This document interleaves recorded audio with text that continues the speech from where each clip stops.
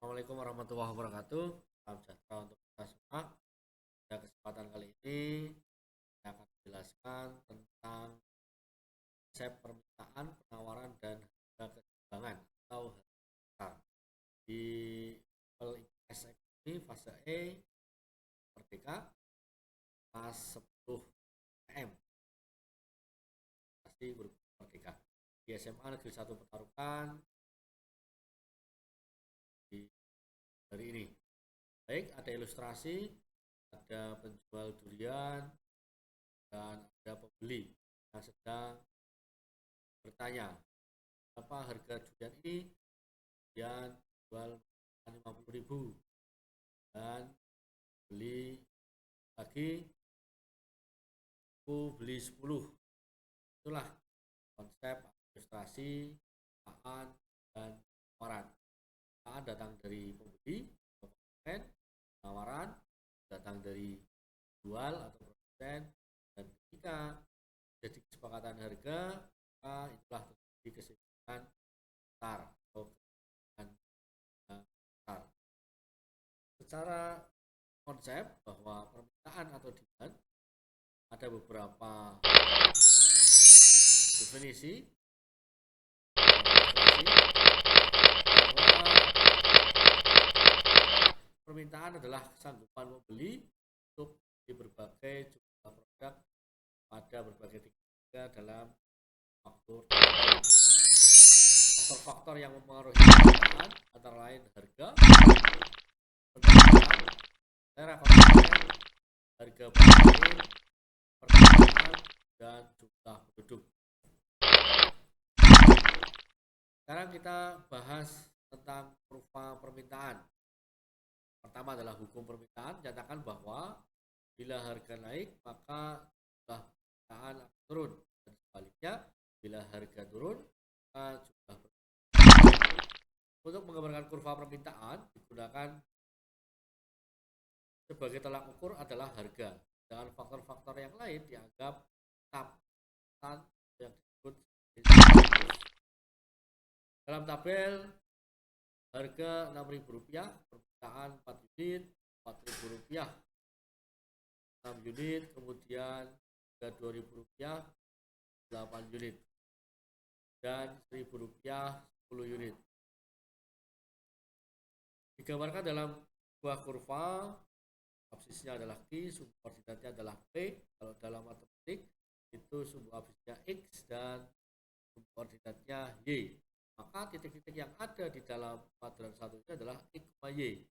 Dalam kurva permintaan, karena berkaitan dengan harga dan kuantiti, maka titik-titik yang ada di koordinat ini adalah I, P. Kita lihat, mulai harga 1.000, barang yang diminta adalah 10. Harga mengalami kenaikan 2.000, barang yang diminta adalah 8. Naik lagi 4.000, harga yang diminta 6 unit. Dan harga naik 6.000, barang yang diminta adalah 4 unit. Ya, setelah turun, ya, kiri atas dan bawah, dan D kata ban.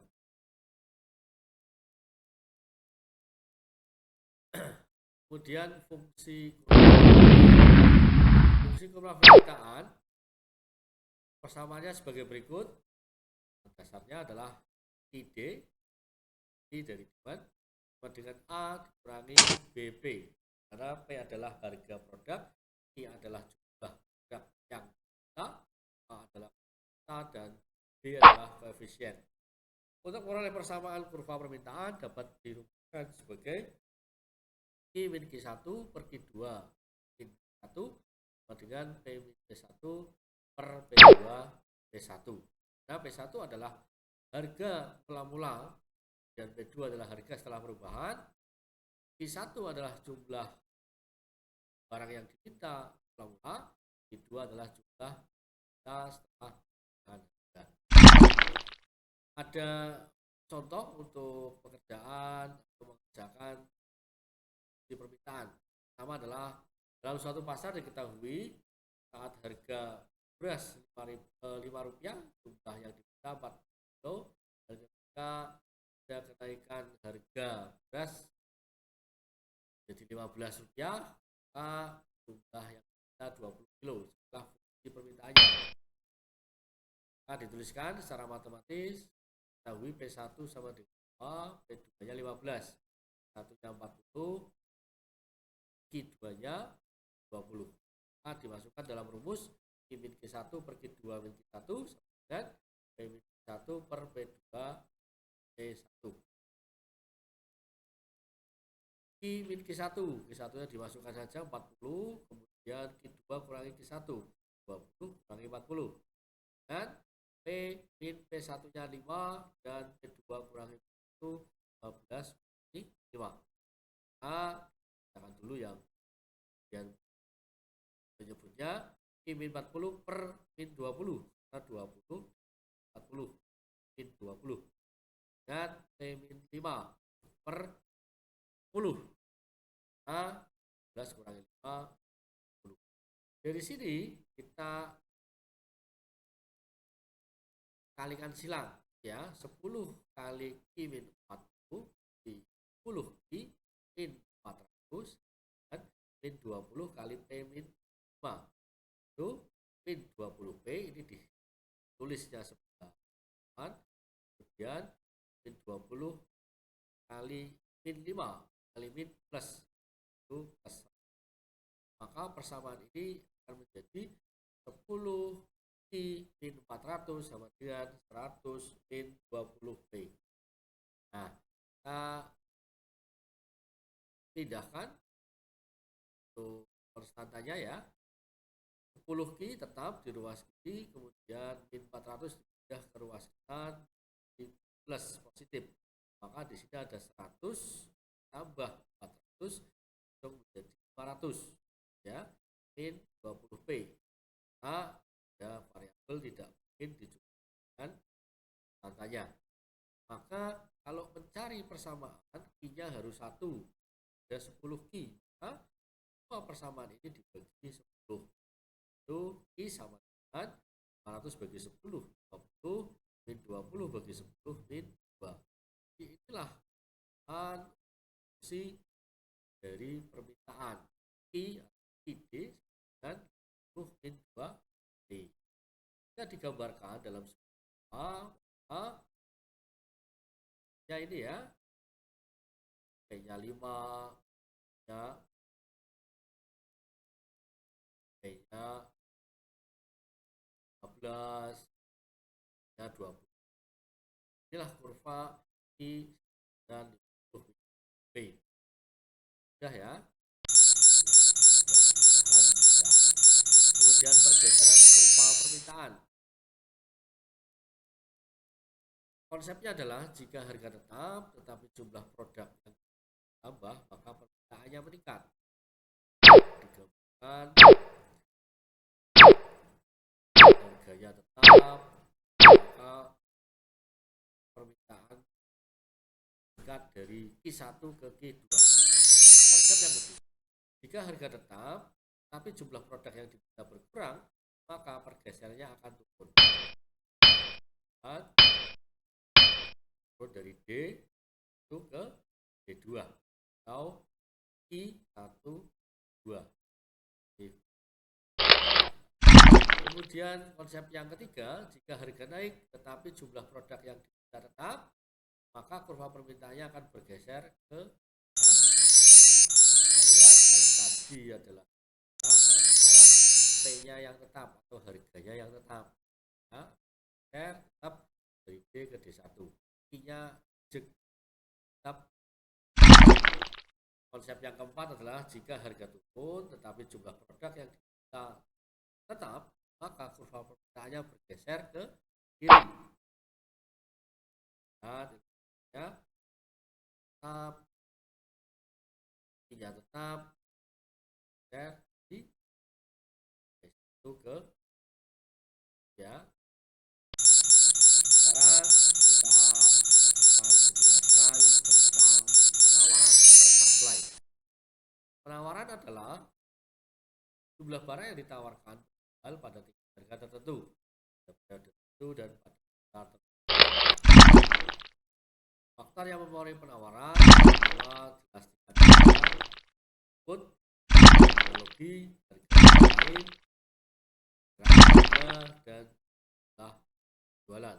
Nah, perbedaan dari sekaligus atau faktor lain tetap. Apabila harga suatu barang naik, penawaran barang tersebut akan naik, dan apabila harga barang turun, maka penawaran barang tersebut akan turun. Sekaligus atau faktor lain terhadap saham.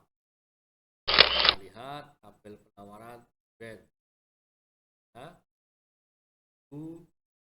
kan 10, harganya naik 2000, yang ditawarkan harga tawar 20, dan naik 3000, 1500 sampai 4000, peran di naik sampai 40. Inilah peran naik dari kiri bawah ke atas, ya, dan penawaran. Sekarang kita ke fungsi penawaran. Toh pada saat harga barang X Rp5 telah ditawarkan 5 unit, harga barang naik jadi Rp15, barang yang ditawarkan tambah 55 unit. Buatlah fungsi penawarannya. Kita ketahui P1 5, banyak 15, I1 5, I2 nya 55. Rumusnya sama dengan mencari di permukaan, yaitu kan ini adalah Q min Q1 per Q2 1, dan P min 1 per P2 P1. Masukkan saja Q min P1 nya 5, ya, per Q2 kurangi Q1, 55 kurangi, dan P min P1. Nah, P1 nya 5, dan P2 kurangi P1, 15 kurangi. Kita jangan dulu di bagian ya, Q min 5 per 50 dengan P min 5 per 10. Kita perkalikan silang, 10 kali Q min 1 10 Q min 50, dan 50 kali P min 5 dan 5P min 50. Seperti biasa, kata dipindah ke ruasan di 10Q sama dengan sudah menjadi positif.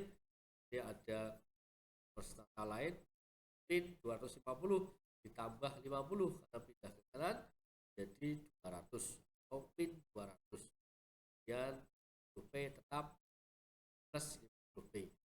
Ini bisa penulisannya 50P min 100 gitu ya. Ini buat ini ya min 200 plus, dan untuk menjadikan yaitu 1, maka semua persamaan dibagi 10, Q sama dengan 1 plus P.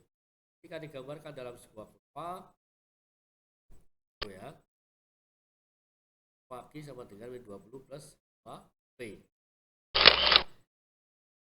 Masuk ke keseimbangan pasar, equilibrium. Suatu keadaan ketika jumlah barang yang diminta sama dengan jumlah barang yang ditawarkan, ya, benar? Tuh, ini adalah permintaan dan penawaran. Kita lihat ini adalah kurva atau demand, dan ini adalah kurva penawaran atau supply. Ketika ada di titik temu, yang akan pilih equilibrium, harga besar atau harga keseimbangan atau harga pasar. Nah, kita lihat contoh yang sudah kita kerjakan ya. D atau pertama ini adalah I sama dengan 50 min 2P, dan QS atau penawaran min 20 plus P. Kita samakan 50 min 2P, ID sama dengan QS. Nah, tadi bahwa konsep persamaan harga keseimbangan adalah jumlah barang yang kita sama dengan jumlah barang yang ditawarkan. Nah, D sama dengan S. 50 min 2P sama dengan min 20 plus 5P. Kita yang konstanta dikumpulkan dan yang variabel kumpulkan P sama P. Sudah 70 dan 7P. P sama dengan 70 bagi 7 dengan 10. Nah, kita masukkan ke salah satu persamaan. Bisa QD, bisa QS. Kita contohkan QD 50 min 2P. 50 min 2, P-nya berapa? 10. Jadi 50 min 10, P-nya menjadi 30. Nah, artinya keseimbangannya adalah 30, 50. Nah, ini ya, di ilustrasinya mudah-mudahan ini dan tabel harga keseimbangan pasar buah di pasar Malang. Ya, itu ada harga 5.000, barangnya di 300 kilo, yang barangnya 700 plus penawaran. Yang kedua juga plus penawaran, tapi pada harga 3.000 permintaan kilo, penawaran juga 6.000 kilo, maka ketemulah itu namanya equilibrium. Harga 2.000 permintaan penawaran yang lebih kecil terus permintaan, kemudian harga 1.000 ada 1.000 dan penawarannya turun menjadi 1.000 juga terus permintaan. Ya, ketika lebih tinggi ya, maka tidak akan terus penawaran, tapi jika lebih tinggi di permintaannya terus permintaan. Jika itu sama permintaan dan permintaan, maka akan equilibrium atau dan terakhir adalah konsep elastisitas atau sensitivitas dan benturan. Elastisitas di sini berarti persentase perubahan variabel barang terhadap variabel independen atau harga sebesar 1%. Ada hubungan sebuah angka elastisitas harga jika lebih dari 1, kurang dari 1 namanya inelastis, sama dengan 1 namanya uniter, E-nya 0, kalau E-nya tak terhingga 0 terjadi gitu ya, ya sempurna ya. Inelastis E-nya kurang dari 1. Bila harga P mengalami perubahan sebesar 1%, akan memberi pengaruh perubahan yang taruh dikeluarkan di kecil di 1%. Elastis E-nya lebih dari 1. Bila P mengalami perubahan sebesar 1%, maka memberi pengaruh P sebesar lebih besar dari 1%. Jika E sama dengan 1, bila P mengalami penurunan sebesar 1%, maka Q juga akan mengalami penurunan 1%. Yang keempat, elastisitas sempurna. E-nya sama dengan 0. Permintaan dan penawaran tidak tanggap terhadap perubahan P. Dengan kata lain, berapapun harganya, permintaan atau penawaran, Q-nya akan tetap.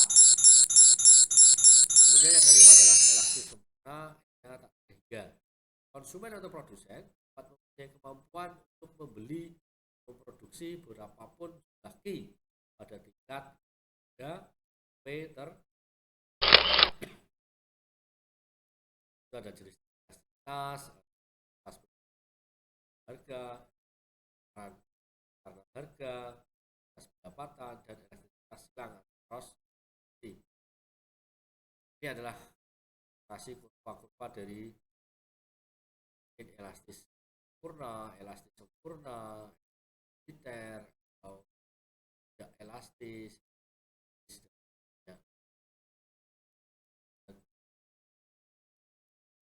Elastisitas permintaan atau penawaran terhadap harga. elastis sempurna 0, jumlah barang yang diminta atau ditawarkan tidak berubah, jika berubah ya atau kebutuhan pokok. Kalau elastis lebih dari satu biasanya adalah barang mewah. Ya. Kemudian elastisitas D terhadap pendapatan, biasanya pada barang inferior negatif, barang normal bernilai positif. Ini apa? Jumlah barang yang diminta menurun pada pendapatannya naik. Kemudian kalau barang normal, jumlah yang diminta meningkat, maka pendapatannya juga naik. Ya, barang mewah. Kemudian elastisitas permintaan silang, barang substitusi nilai positif, kenaikan harga barang substitusi X jika KJ naik. Kalau barang komplementer yang saling melengkapi nilai negatif, kenaikan RP terhadap permintaan Q turun dan P-nya turun. Itu yang dapat jaminan di bahan pasti tentang konsep bahan dan bahan besar. Assalamualaikum warahmatullahi wabarakatuh.